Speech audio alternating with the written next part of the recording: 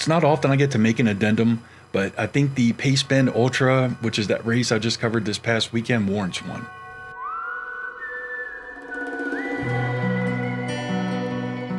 As I was saying in my initial post, there's so much that happens over like a 24 to 30 hour event, because it wasn't like we were all just out there for just 24 hours, that it's almost impossible to get the full story, right? I mean, it just is, especially when you're by yourself.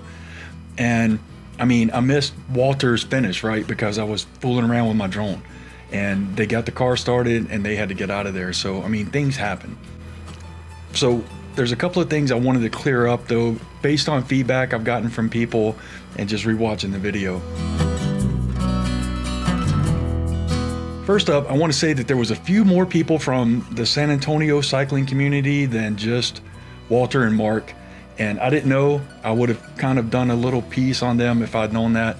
So I never intended to just come out there and only show or come off as if Walter and Mark were the only ones from San Antonio up here racing. So I just felt like that's something that should have been addressed, because I have been trying to cover, you know, mostly San Antonio cycling for, you know, a little over a year now. So I also want to say, towards the end of the video, Tracy mentions that a Michelle set a course record. Well, this is Michelle, and her course record was 18 minutes, 26.6 seconds. She was flying around the course. And Michelle was competing in the 12-hour event, and she completed 198.4 miles in 12 hours. Just absolutely mind-blowing. Do you and Mark know each other? No, we actually met for the first time just yesterday. So, lastly, I want to personally apologize to Dr. Julio De La Fuente. And again, at the time, I didn't have the full story. I was just reporting on what I was told at 2 in the morning by somebody I don't even know. It wasn't even a member of Mark's team that had told me, you know, that Julio had taken an extended break and Mark was out on the course.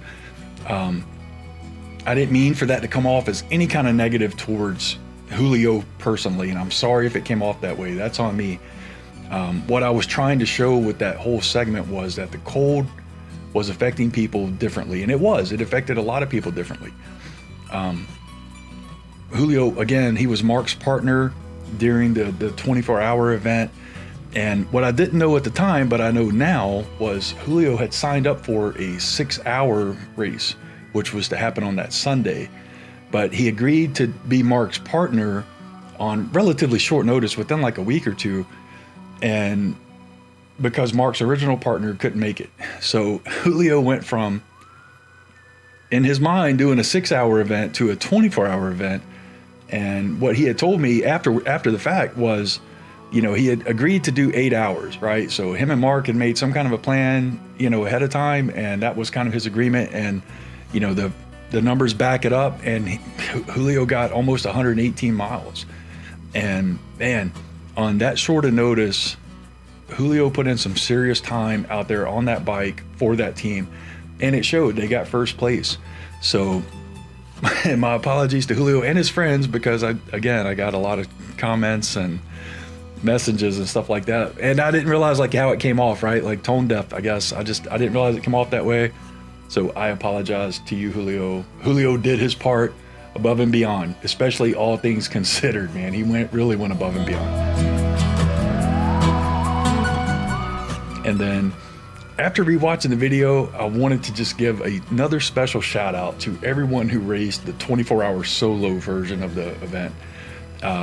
Because I felt, after rewatching it with those comments and stuff in mind, that maybe I didn't put that over hard enough. So if you were out there, you knew how cold and dark and quiet it really was out there, right? It felt kind of desolate.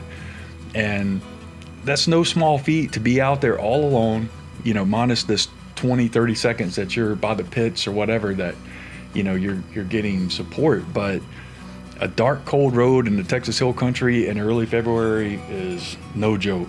And hats off to everybody that was out there.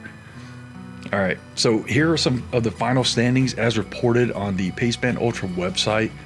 And I know there was some discrepancies with the chips at some point, but this is what was out there. So I'm just going to go over some of these results, and it's just kind of focusing on the people from the video. So do yourself a favor, go look at the results page, especially if you want to be humbled. So Mark Knoblich got 155 miles, 25 laps, 15 hours, 33 minutes. Julio got 117.8 miles, call it 118, 19 laps, 8 hours, 2 minutes, but his laps were crazy fast, dude. Julio was burning that course up. Walter was on a 3-person team. He ended up with 105.4 miles, 17 laps, 7 hours, 29 minutes, 32 seconds. And then just a special note, Andrew Willis, who was like the host of the entire event, did the 6-hour course. And he rode a lot during the other events too. But during that 6 hours, Andrew got 117 miles, 19 laps, 5 hours and 59 minutes, man. And I know Andrew is a monster.